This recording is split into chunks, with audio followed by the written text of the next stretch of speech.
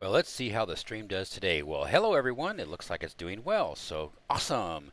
Well, I hope everyone is doing well. The stream's doing well, so I'm doing well. I just don't have any video because I are pictures on me because nobody wants to see a 52-year-old guy who just woke up and just got his coffee and hair sticking up everywhere and yada yada yada.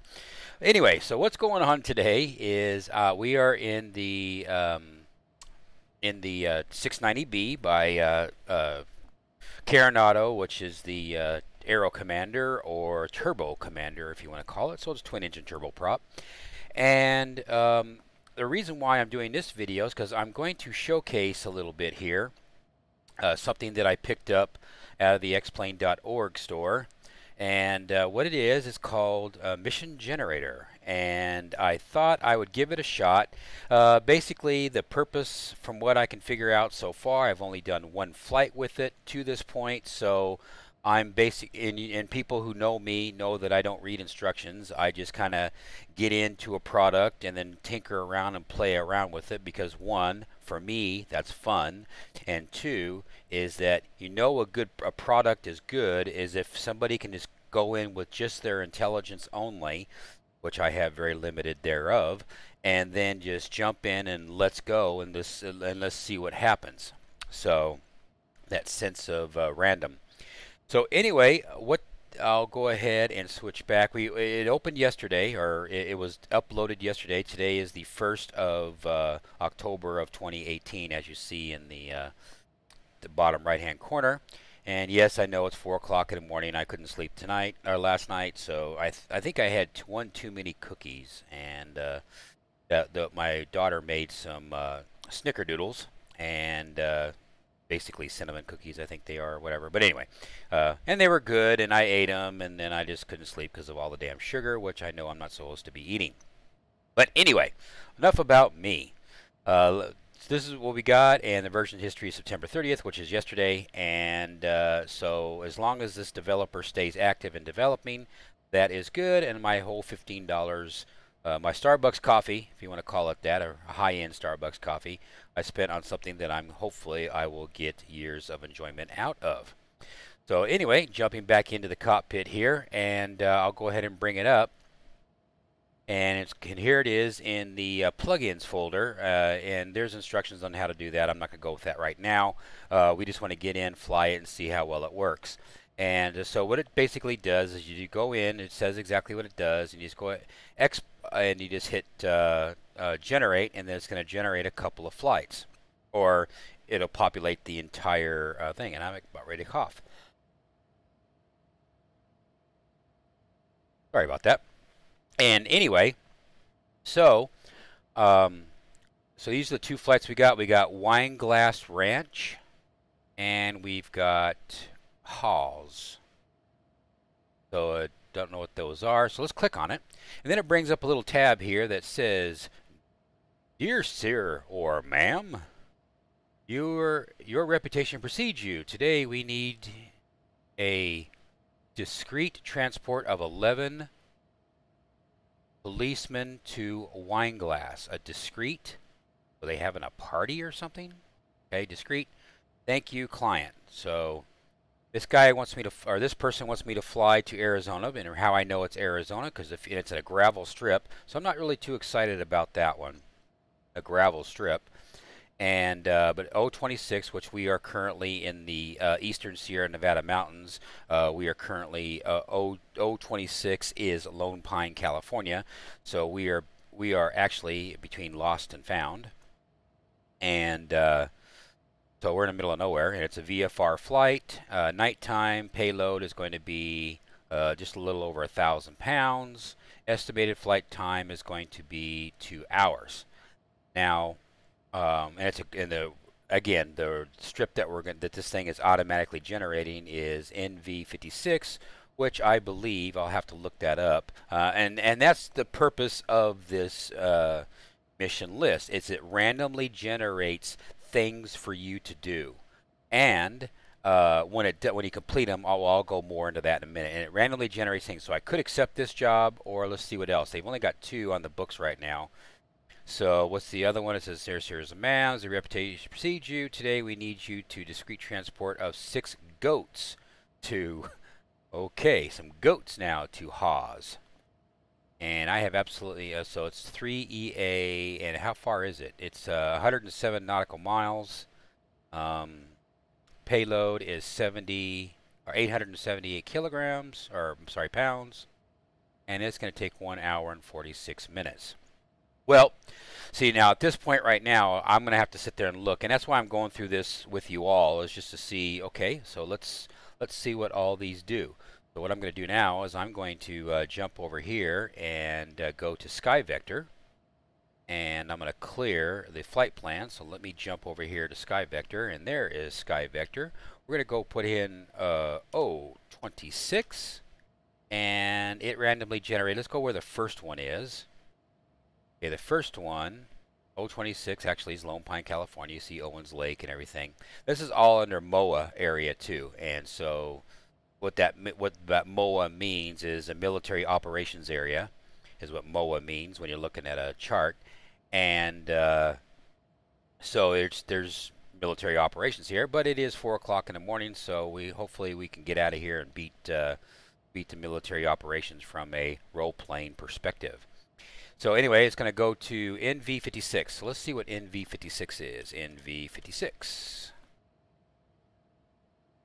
is an invalid airport. So that tells me that airport that it automatically generated, it pulled from, is from my FS Economy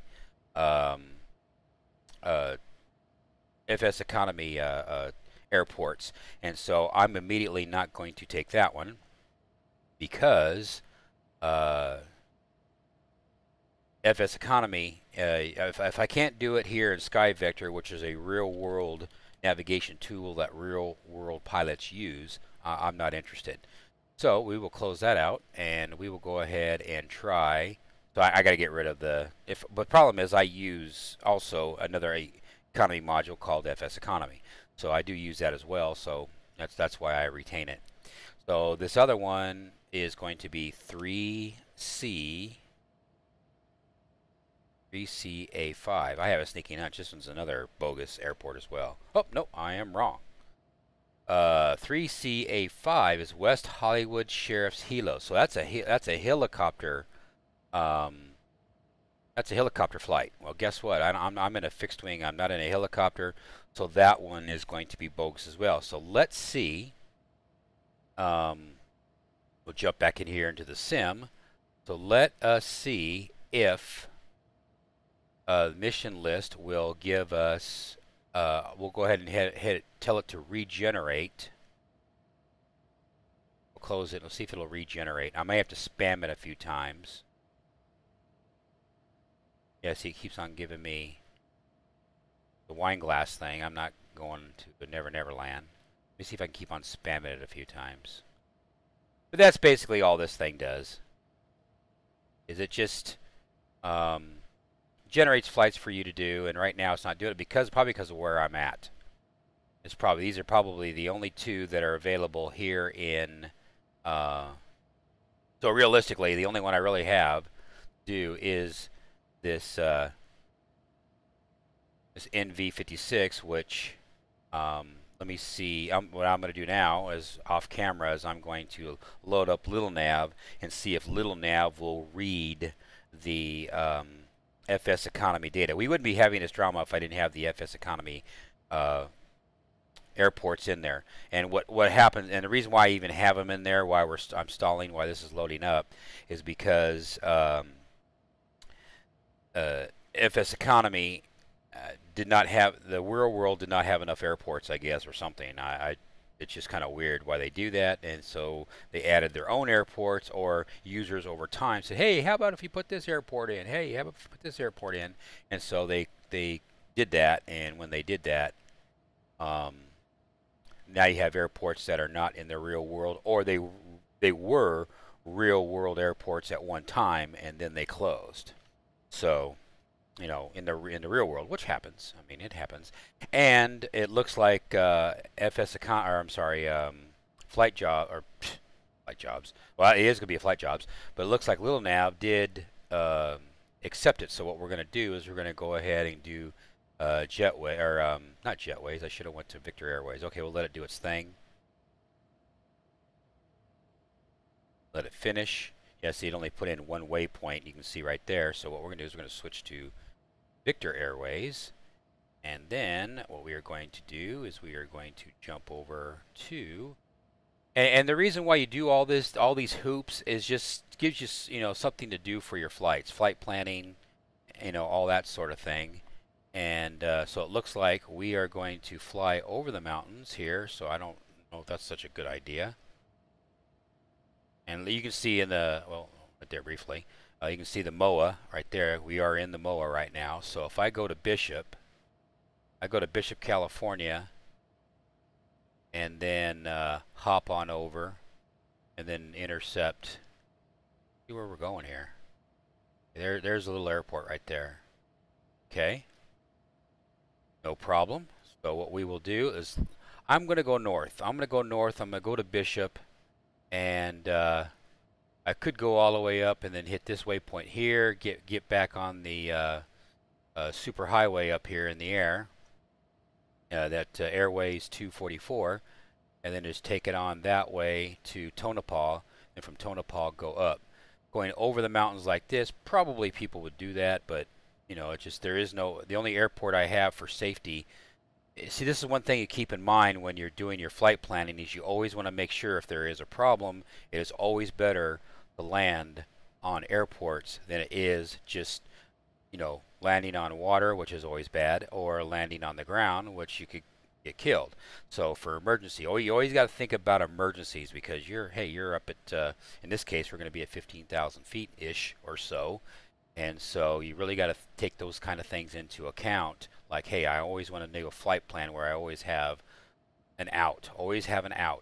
Kind of like when you're driving an automobile and you're driving down the road, and you always want to have separation between you and the cars in front of you and around you.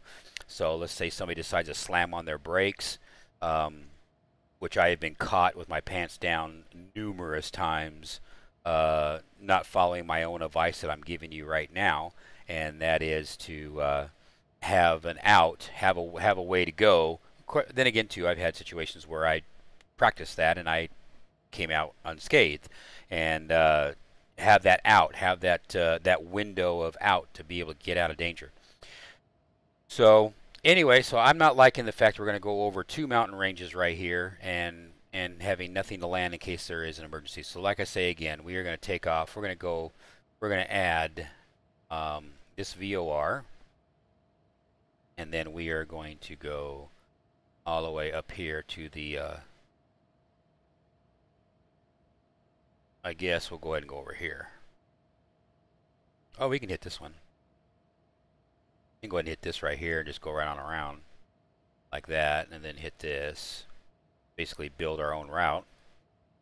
This is Class G airspace, which means go for it. In other words, there is no airspace limitations other than the standard, anything above 10,000 feet, you can go 250 knots, that kind of stuff. And so we will get rid of, I just got a waypoint here for some reason, so we need to go and get rid of that one, and then we need to get rid of that one right there. And see, we're kind of zipping across there, but I kind of wanted to stay, but again, we're going over these mountains. At least if I go right here, add that one. I think there's an airport right there somewhere. Yeah, there's an emergency. Of course, it's only a 3,500 foot, but I can land at 3,000 feet. I think with this, with this 690B. So I think we're okay there, and we're still kind of skimming the mountains over here. The only other way around it is if I don't want to, well, screw it. We're just gonna skim the mountains. And also, too, if we have a problem at 15,000 feet, we should be able to glide right on down and hit Circle Ranch. Now, that's another option, too, is I could get rid of this Nubic and fly right over it. So that's actually, even though we're going over these mountains, we'll already be at 15,000 feet. So if there is a problem, we can just glide right on down and hit Circle Ranch in V27. And that is a 4,000 foot runway. or that's elevation is 4,000 feet. So what is the runway on this thing? Runway on this thing, longest runway is 4,403 feet. So yeah, why does it say 400? Does it only have what is the elevation? The elevation is 4,800 feet. So yeah, we can get away with that, even though we'll be going over these mountains, but we have an out. Our out is that one, and once we hook up right here, then we'll get back on the gravy train, and then take it on around, and we'll stay on the gravy train until Tonopah, and we'll just take it right on over, and then we'll hit our destination. I guess we'll go with that one. Well, there you go. There's our flight plan. And matter of fact, now I got to do now is just put that flight plan, put that into the simulation. So we will go ahead and accept this flight of taking 11 policemen, which now that I'm looking at it, I'm in the wrong airplane for this, because this airplane only carries 5. So that's kind of screwy. Yeah, 1, 2, 3, 4, 5 passengers. So now I have to have the airplane to fit the job, so I got to switch airplanes. Okay, well, so we're carrying 11 passengers right there, and we need, because we're going 15,000 feet, so that means we need pressurization. And so for pressurization purposes and keeping the airplane where we get good fuel economy, let's go ahead and pick, yeah, I could pick a jet. I could go in the Hawker, but I don't want to do that. That's consuming a lot of fuel. We don't really know if fuel makes, of course it doesn't penalize us, so I thought about doing the Embraer 110. But the downside with the Embraer 110 is you don't have any pressurization. So if we're climbing to, actually, you know what?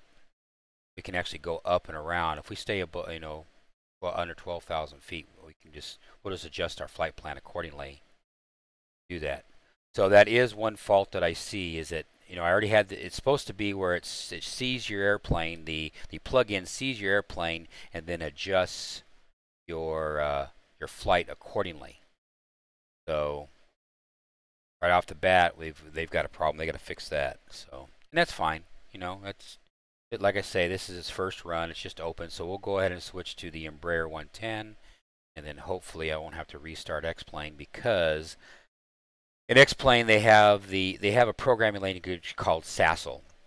And what Sassel does is Sassel is a programming extension that enhances, for those of you that don't know, that enhances airplanes. And so the functionality of airplanes. And so right now,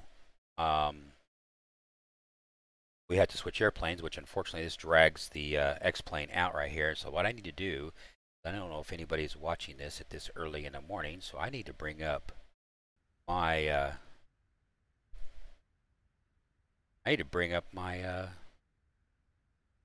thing to say hi, everybody. I don't know if everybody's watching. And so bear with me just a second as I am pulling up my YouTubes, the tubes of you. And then we will continue. So I hope everyone is doing well. I've been doing fine. Just been sitting there flying like crazy as of late. Been having a good time. And unfortunately, it says that we are not currently streaming. So I don't know what I'm streaming on. I bet you I'm streaming on my alternate YouTube channel. And if that is the case, I need to let me drop over here to my other YouTube channel, because I have two.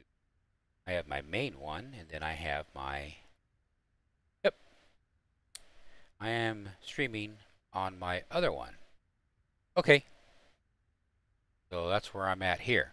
All right, well, I want to be on my main one, so that means I need to switch over. So what I'm going to do is I'm going to leave this YouTube because I want to be on my main one for this, to do this. So I will do that. So anyway, I will stop this stream, and go back because I gotta sit there and play around with this anyway. So I'll be back later.